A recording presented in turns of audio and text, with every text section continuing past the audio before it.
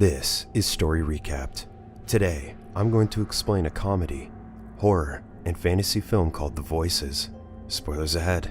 Watch out, and take care.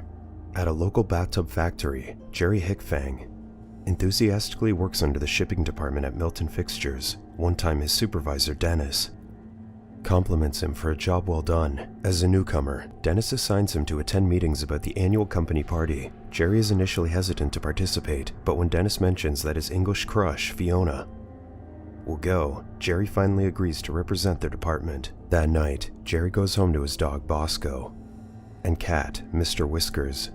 Exciting for the meeting the next day, Jerry prepares his clothes when suddenly someone mocks him for doing an extra job that he would be pathetic in the meeting. Annoyed, Jerry locks himself in his room with Bosco. At the meeting, while everyone seems exhausted, Jerry openly gives suggestions about the party. Suddenly, Fiona suggests dancing the conga, while the rest refuse to do it except for Jerry. She then thanks him for supporting her idea, making Jerry flattered. Dennis, who also likes Fiona, agrees to include the conga dancing before adjourning the meeting. Later that day, Jerry visits his psychiatrist, Dr. Warren, and informs her that they like him at work. The doctor then compliments him for becoming a part of a group, but she also soon discovers that he's not taking his medication. Dr. Warren calmly asks if Jerry hears voices, so Jerry says that he does, but only when someone talks to him. Jerry then shares his feelings about Fiona and wonders if he'll ever tell her about his sessions, or even about his mother, afraid that he might scare her away. Still, Jerry believes that he will disclose everything only if she asks about them. Finally, the party takes place with Fiona leading the conga line while they all sing the happy song.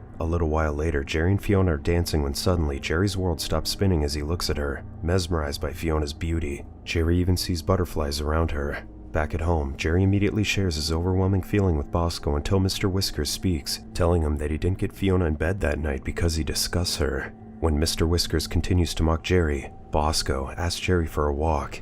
The following day, Jerry comes to see Fiona during their break and claims that she's told him to visit her sometimes. Confused, Fiona tells him that she didn't remember this time. As they recall the conversation, the accountant Lisa invites him for their night out after work, making her coworkers disappointed. At a local pub, Fiona tells a story about why she'd left England for a man, only to be left alone after marrying someone else. She then jokes about going back to England when suddenly Jerry tells everyone he knows karate. Jerry's office mates then look at him until Lisa breaks the silence and compliments him for sharing. Later that night, Jerry gives Fiona a ride home and asks her on a date to a Chinese restaurant. Fiona can hardly speak as Jerry talks a lot, but eventually, she agrees since he insists. Delighted, Jerry gives Fiona a fist bump before she heads out, making Fiona feel weird. When Jerry gets home, he unexpectedly gets an apology from Mr. Whiskers after telling the cat that he's got a date with Fiona. However, Mr. Whiskers doesn't really care as he's hungry and just demands food from Jerry. Jerry visits Fiona in her office again the following day, but Lisa and the finance manager, Allison,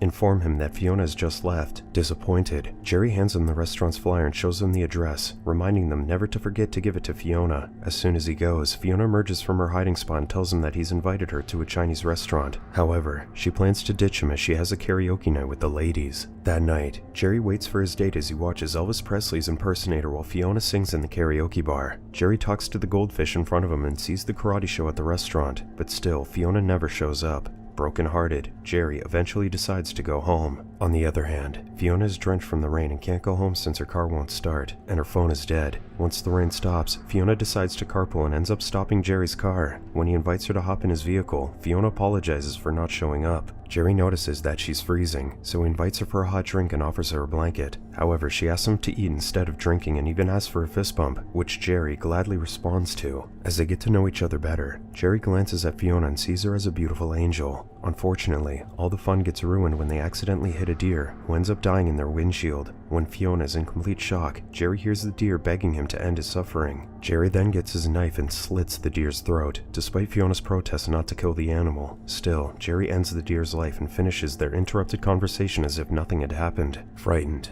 Fiona runs away into the woods until she trips on the ground. Jerry follows her while still holding the knife, and just like Fiona, Jerry trips and falls on top of her, accidentally stabbing her in the stomach. Jerry notices that she's suffering and believes he needs to get her out of misery, so Jerry pierces Fiona's heart. Frustrated and lost, Jerry apologizes and proceeds to stab Fiona repeatedly. At home, Jerry immediately heads to the shower and starts regretting what he's done to Fiona. After a long shower, Bosco encourages him to tell the cops what's happened, while Mr. Whiskers reveals the horrors of being in jail. When Mr. Whiskers claims that Jerry has always wanted to kill Fiona, and that's why he's hidden a knife in his car, Jerry realizes his evil intentions. However, Mr. Whiskers consoles him by telling him that the only time he felt truly alive was when he killed his crush, and Jerry finally agrees. Mr. Whiskers then instructs him to get rid of Fiona's body before someone discovers it. The following day, Jerry returns to the woods to gather Fiona's body, which he perceives as bloodless and flawless. He then carries it, recklessly leaving her stiletto and her organs on the ground. Jerry then heads to the first hardware store where he comes across Sheriff Weinbacher,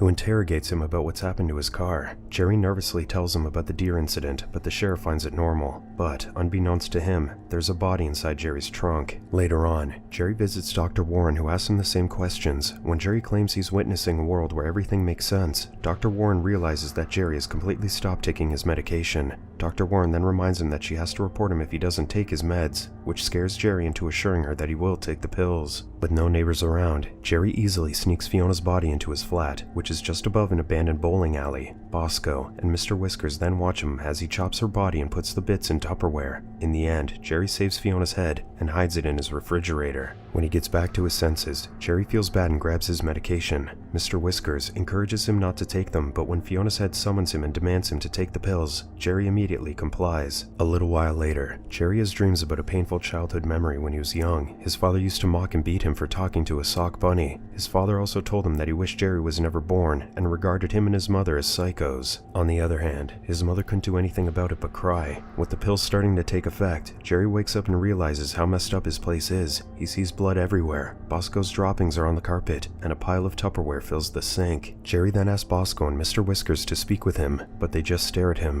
When he checks his fridge, Jerry finds the horrifying head of Fiona inside, causing him to get rid of his pills in the sink before throwing up. The following day, Jerry is back to his chosen reality. He prepares his cereal and has a morning talk with Fiona's head, which suggests killing Lisa, so she'll have someone in the fridge with her. Jerry initially hesitates, but when Fiona tells him that she loves him, he finally agrees. Feeling loved, Jerry gladly drives his car with a smile on his face and a song in his mind. At Milton, Dennis asks Jerry if he's seen Fiona, but Jerry pretends he can't remember her. Dennis wonders where she is since her car is still in the parking lot. He then reminds Jerry that Fiona is the English woman from the accounting department, so Jerry asks if he suddenly recalled her and says that she probably went back to her country. At home, Jerry watches a channel that shows animals mating, when Mr. Whiskers then encourages him to kill another person to experience being alive again, but Bosco tries to talk Jerry out of it. However, Mr. Whiskers mentions that it's more pleasurable than making love, which finally convinces Jerry to listen to his cat. The following day, Jerry visits Lisa in her office, intending to invite her out and kill her. Being into Jerry, Lisa asks him out first, so the two drink in a nearby pub. Jerry and Lisa easily find a connection as they share a common interest in cats. As they talk about it, Lisa asks Jerry if he wants to meet her cat and invites him to her apartment, which he eagerly accepts. On their way to her place, Lisa explains that she doesn't usually go home with a guy on her first date, but Jerry seems preoccupied and instead turns on the opposite way. Lisa tells him he's going the wrong direction, but Jerry says he has a surprise for her.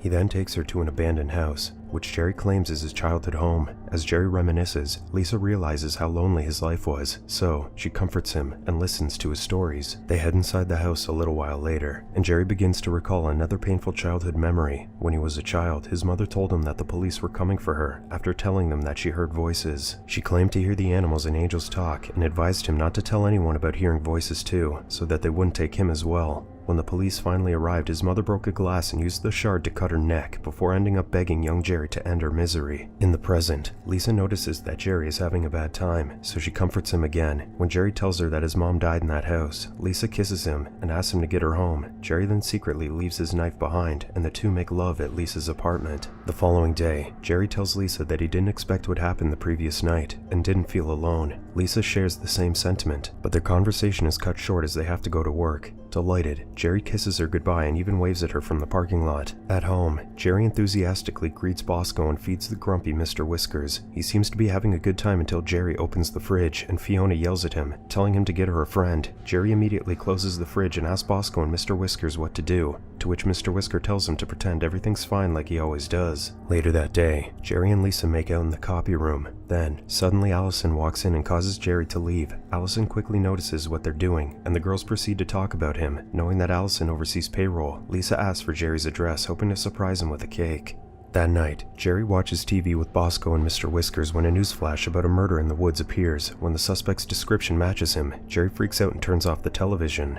Fiona then calls Jerry and asks him to take her out of the fridge. Jerry, Fiona, Bosco, and Mr. Whiskers begin having a small discussion with Mr. Whiskers as the bad guy, Bosco as a good boy, Fiona as the mediator, and Jerry as the lost guy. Being the evil one, Mr. Whiskers reminds Jerry that everything they say is always coming from him, making Bosco and Fiona agree. Struggling with his thoughts, Jerry believes he wants to be good but claims that some voices push him to do otherwise, wondering if he's still good despite hearing them. Suddenly, someone knocks, causing Jerry to cover Fiona's head on the table. When he heads out, a lovely Lisa stands in front of him with a cake in her hand. Unfortunately, Jerry gets locked out, but Lisa tells him that she's an expert in opening doors since it always happens to her. However, Jerry politely refuses Lisa's help and says he can get in through the skylight. He then bids her goodbye before heading to the roof, unaware that a determined Lisa is about to open his door with a hairpin. Inside, Bosco welcomes her, but Lisa locks him in a room. She then examines Jerry's apartment and is horrified and confused at the same time to see how disgusting the place is. Meanwhile, Jerry worriedly watches her from the skylight and immediately jumps inside, surprising Lisa. She apologizes for barging in before making her way out, but unfortunately Jerry stops her. He then starts yelling at Mr. Whiskers, telling the cat that she's the best thing that he's ever had and that he will never hurt her. Lisa freaks out as she doesn't understand what's going on, so she goes into Jerry's room and calms herself. When Jerry follows her, Lisa promises not to tell anyone about his secret, hoping that he will let her go. Suddenly, Lisa runs, but Jerry immediately throws her on the bed, accidentally paralyzing her.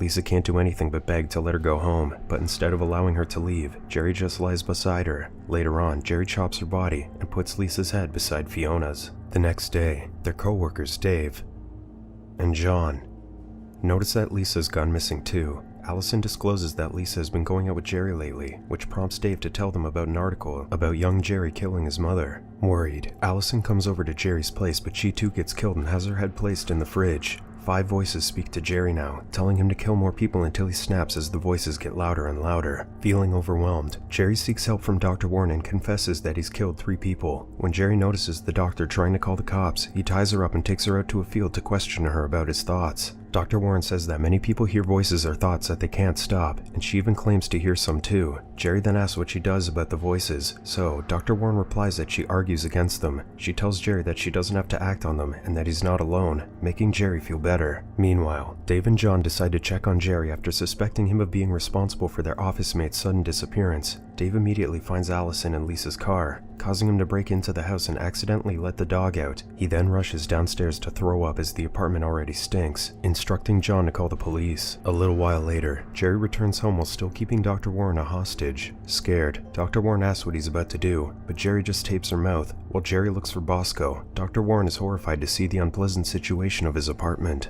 When Jerry returns, Mr. Whiskers claims that Bosco is dead and convinces him to kill Dr. Warren as well. He then removes the tape covering the doctor's mouth and asks what he can do to make her feel more comfortable. She tries to make Jerry call someone because she doesn't want to be alone, but Jerry doesn't fall for her trick. Jerry then shows her Fiona's head, making Dr. Warren even more horrified. When the police finally arrive, Jerry kisses Dr. Warren goodbye and escapes to the bowling alley, accidentally breaking a gas pipe. The police immediately save Dr. Warren, who begs the sheriff not to hurt her very ill patient. Later on, the apartment explodes as the police search for Jerry. Jerry manages to reach the bowling alley where he hears Fiona's voice, telling him they will soon see each other. As he watches the alley burn, he hears Mr. Whiskers' voice recommending him to find another place to live and hide so that he can keep killing and feeling alive. On the other hand, Bosco tells him that he no longer has a place in his life and that he should let the fire put him to sleep. Feeling hopeless, Jerry chooses to stay and ends pain by lying down, waiting until he dies from smoke inhalation. Eventually, Jerry's heartbeat stops, and Mr. Whiskers tells Bosco that he wins. However, before parting ways, Bosco and Mr. Whiskers admit that they do like each other despite their differences. Jerry then appears in heaven wearing a blue suit and greets his parents, who gladly welcome him. He also reunites with Fiona, Lisa, and Allison, and he apologizes for murdering them. Suddenly, Jesus appears too, causing Jerry to thank him for his love and for coming. Then, they all dance and sing the happy song. A schizophrenic Jerry has preferred hearing voices rather than facing the reality of being alone in the world. In the end, he's decided to end his own pain and prevent more people from suffering because of him. In his last moments, Jerry's managed to argue against the voices in his head and died wanting to be happy and good. Subscribe to watch more videos like this. Turn on notifications. And leave a like, it really helps the channel out. Thank you for watching.